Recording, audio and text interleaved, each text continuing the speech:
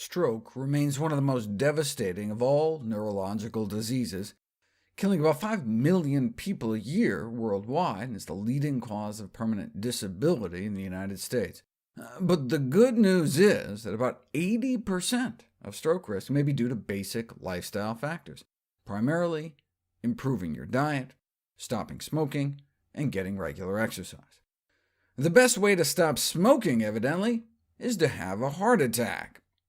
If you die, you automatically stop smoking, unless you're incinerated, I guess. And if you live, repeated strong advice from your doctor may persuade up to 2/3 to quit. Never smoke again, in any form, as long as you live. Yes, it's very addictive. Yes, it's very difficult. It doesn't matter. It has to be done. If you're walking along the lakeshore and one of your grandchildren is drowning, it's not a matter of willpower. It just has to be done. It's like a healthy diet. Some things just have to be done. Getting up at night to feed a baby can be difficult too, but it's not a matter of willpower. Some things in life just have to be done. For stroke prevention, that means a more plant-based diet, like a traditional Mediterranean diet centered around whole grains, fruits, vegetables, lentils, beans, and nuts. A vegetarian or vegan diet may also work, but must be accompanied by a regular, reliable source of vitamin B12, meaning B12 fortified foods or supplements. Unfortunately, recommending taking B12 supplements may meet opposition among vegetarians because misconceptions regarding this nutrient are prevalent.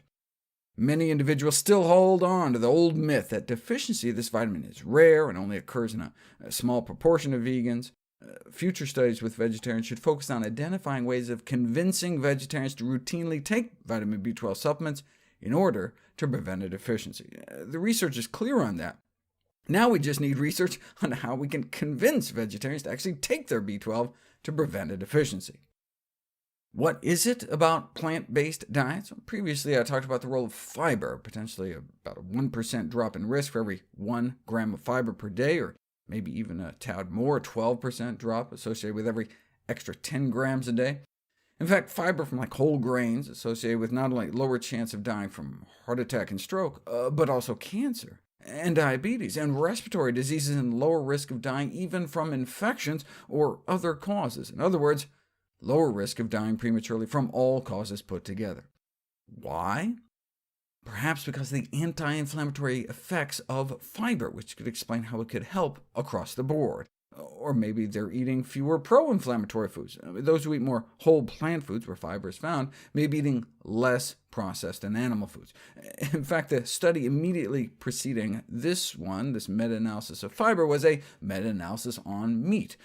They looked at red meat and processed meat, found about a 10% increased risk of stroke associated with each 3.5-ounce daily portion. So that's about the size of a deck of playing cards, or about 10% increased risk for every half deck of processed meat.